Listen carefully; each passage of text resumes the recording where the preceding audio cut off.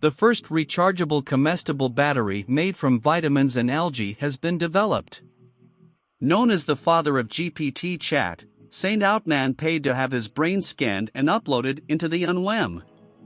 Auto GPT is the new guy in the block of artificial intelligence that is the new sensation on the internet. NASA wants to study the asteroid Apophisis with a fleet of spacecraft by 2029. Glasses with artificial intelligence provide answers for everything and help in mixed situations. This and other news about new technologies will be in this episode. Stay with me to the end because this is what we will see in today's video. But first, please like it, subscribe to the channel, and turn on the notification bell so you don't miss other incredible videos.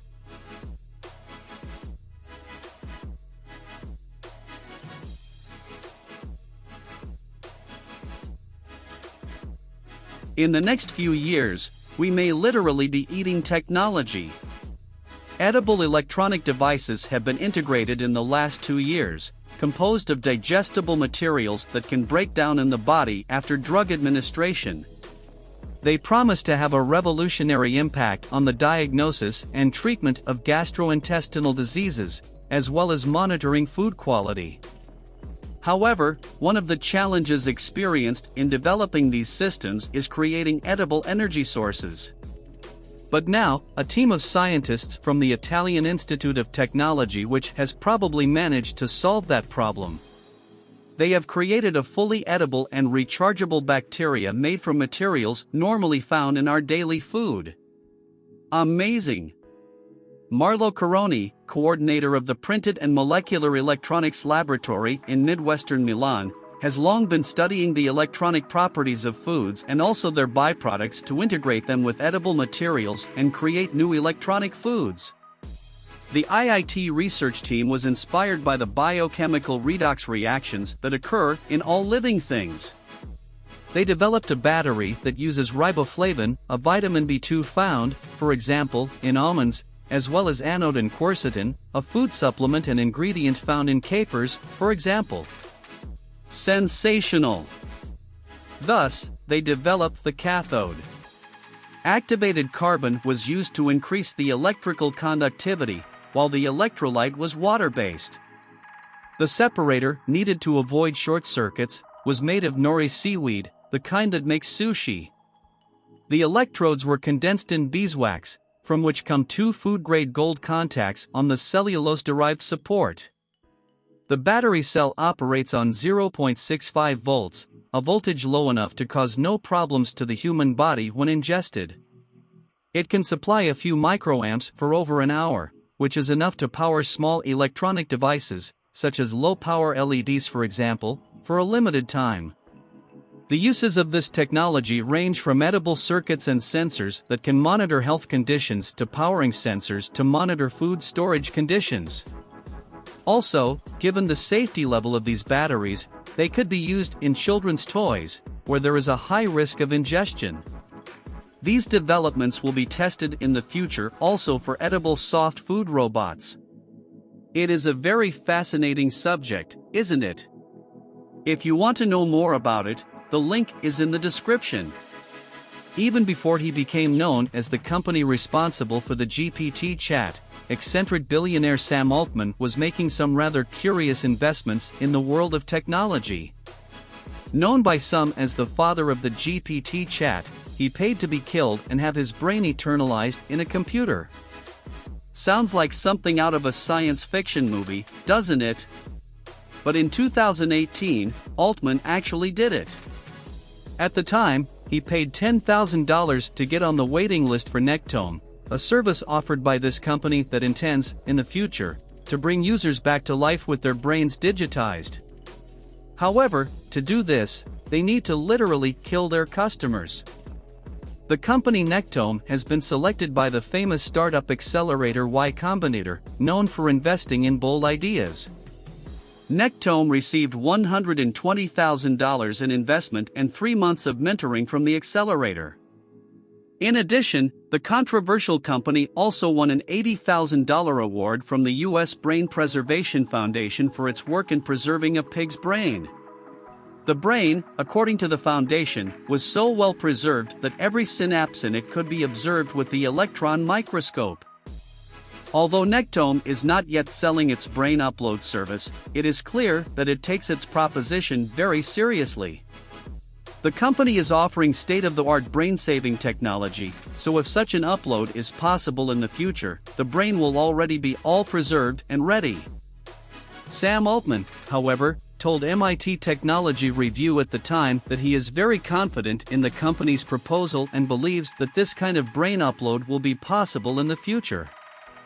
"I assume my brain will be archived in the cloud," he said in a 2018 publication. Of course, such a service raises legal questions, but lawyers consulted by the company said that the procedure is allowed by law, at least in California, which authorizes procedures in cases of terminal illness. This is an important point, not only to avoid criminal charges, but also because the brain preservation process needs to begin immediately after death in order to work. When the patient loses his life, Nectome uses the machine to replace the patient's blood with a set of chemical embalming fluids. The fluids are coupled with cryogenic techniques in a process called aldehyde-stabilized cryopreservation. To preserve as much of the patient's organs as possible, in addition to the pig that earned the Nectome co-founder an award, the procedure was also tested on human. Ken Hayworth, president of the Brain Preservation Foundation, believes that Nectome's technique is valid. His words were, "Even if the person dies, brain preservation can eventually bring them back to life. It's like if your computer is turned off, that doesn't mean the information isn't on it." According to experts, the key to the success of the procedure would be to map the connectome, the part of the brain that maps the connection between neurons. It would be an incredibly complex and currently impossible process, but one that could possibly become a reality in the future, especially with the rapid advancement of artificial intelligences. The source of this information is the MIT Technology Review, and the link to the full story is in the description. After the release of GPT-4, the technology world was still recovering from the impact when a new trend began to emerge: Auto GPT.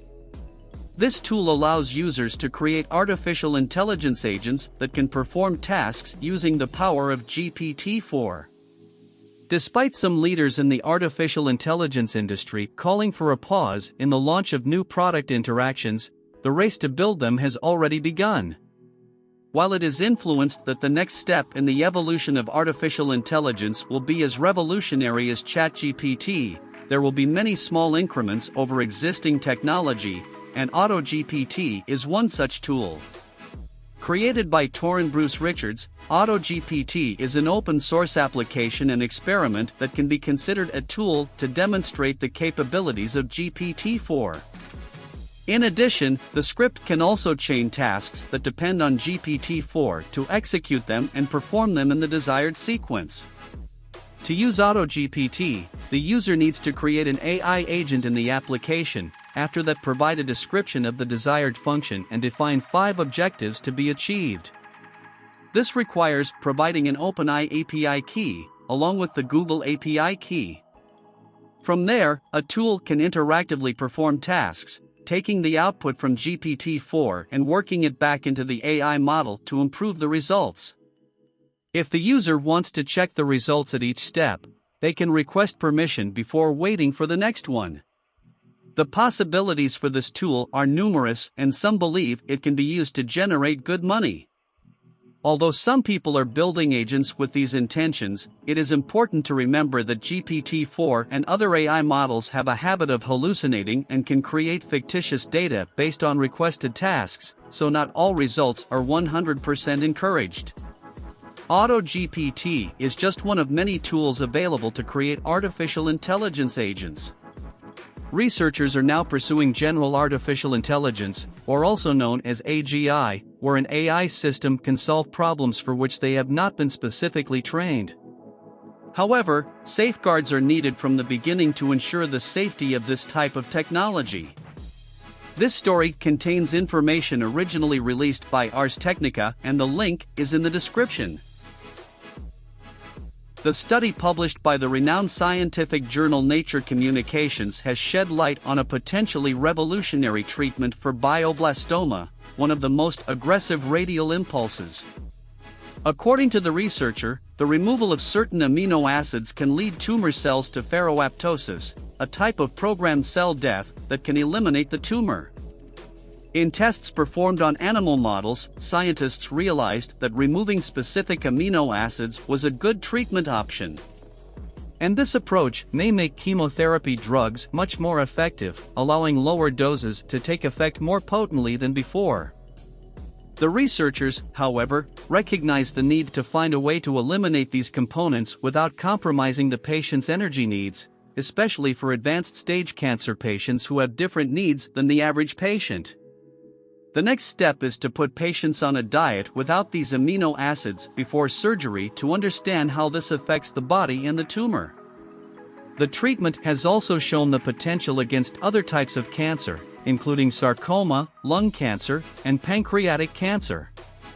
This is good news for the scientific community, which has been looking for years for less invasive ways to fight tumor cells.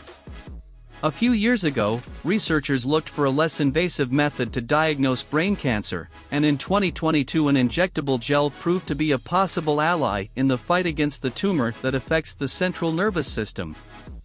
Science continues to use new technologies in search of innovative and effective solutions for this and other diseases. Amazing! Revolutionary! Potentially life-saving. This article from Nature Communication magazine is in the description. Astronomers around the world went on alert in 2024 when they discovered an asteroid named Apophisis, which at the time seemed to have a significant chance of colliding with Earth in 2029. However, more precise measurements of its trajectory have shown that the asteroid does not pose a significant risk to the planet in the near future. But while there is no imminent danger, NASA is ready to take the opportunity to study Apophisis much more closely. In fact, the U.S. Space Agency says it's actually ready to send a fleet of spacecraft to capture a wealth of data from the massive space rock when it passes by Earth in 2029. The idea was floated last week at the Planetary Defense Conference in Vienna, Austria, by Bar Lialil, NASA's Associate Administrator for Technology, Policy and Strategy. Bar Lialil explained that international space agencies could work together to send an international fleet of spacecraft to the 350 m wide asteroid before it reaches Earth on April 13, 2029. They would use navigation technology similar to NASA's DART mission, which sent its spacecraft to collide with the asteroid called Dimorphos as part of a planetary defense technology test. Bar Lialil emphasized that the data collection would be essential to help mitigate any possible disaster in the future. Although data currently indicates that Apophisis will not pose a danger to Earth in 2029, an impact was once considered a real possibility.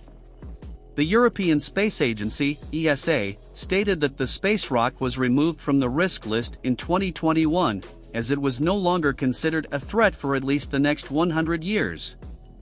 Scientists previously believed that there was a small chance of an impact in 2068. For experts, Apophisis could come into collision default with the Earth of the future, and according to them, this means that any data we can collect about the huge space rock could be valuable for future planetary defense efforts. In 2029, Apophisis will arrive within 20,000 miles of Earth. That's enough to be seen with the naked eye, and it will be 10 times closer to Earth than the Moon is today. That is amazing, isn't it? To give you an idea of how close this will be, it will come closer than some satellites in geostationary orbit. NASA has also stated that its OSIRIS-REx mission will be redirected to study Apophisis once it leaves its sample asteroid in September 2023. It will be renamed to OSIRIS-REx Apophisis Explorer or OSIRIS-REx Apex and will be redirected to find Apophisis as it approaches Earth. Although the plan suggested by Lialil is only in conception stage, NASA and the global scientific community are increasingly highlighting the importance of planetary defense technologies. SpaceX made history last Tuesday, April 20th, when it took to the skies for the first time on the Starship Super Heavy launch system in South Texas. The Starship, which is 120 m tall, made a slow ascent from the launch pad before continuing upward. Although it did not reach orbit, Starship reached an apogee of approximately 39 kilometers over the Gulf of Mexico, which is the highest a Starship has reached to date, according to SpaceX. However, about 3 minutes after launch, the system began to spiral before exploding into a ball of flames. SpaceX confirmed that Starship experienced several engine shutdowns during the flight test, lost altitude as a result, and began to crash. The flight termination system was commanded on both the propellant and the spacecraft. This means that SpaceX pushed a self-destruct button to prevent Starship from causing further damage on the ground. Despite Starship's final burn, SpaceX considered the mission a success as it learned a lot about the vehicle and ground systems that will help improve future flights of the Starship. Elon Musk, who has at least 2 more Starship's rockets ready to go, has already indicated that there will be another test launch in a few months. However, Starship's explosion raised some concerns, such as the damage done to infrastructure by the power of the spacecraft's Raptor engines. SpaceX designed Starship to be the world's most powerful launch system and the first rocket of this size to be fully reusable, to allow successive launches. The company will have to find a solution to the infrastructure damage caused by Starship on its first orbital launch attempt. In addition, several of SpaceX's Raptor engines failed to start during the launch, which is probably what caused Starship to lose control. The company plans to analyze the data collected and improve the reliability of the Raptor engine. Despite the concerns, NASA, SpaceX's most important customer, seems to be happy with the launch.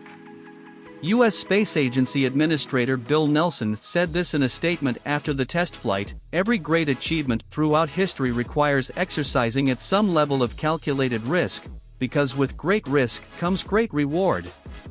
Looking forward to all that SpaceX has learned for the next test flight and beyond. Starship can make humanity a multiplanetary species, and its journey has just begun. SpaceX will continue to work to improve this chip and realize its biggest goal, which is to take humanity to Mars and beyond. So, we can only wait for the next chapters of this endeavor. Students at Stanford University have succeeded in developing a pair of revolutionary glasses that can help combat nervousness in important situations, such as on a first date or at a job interview.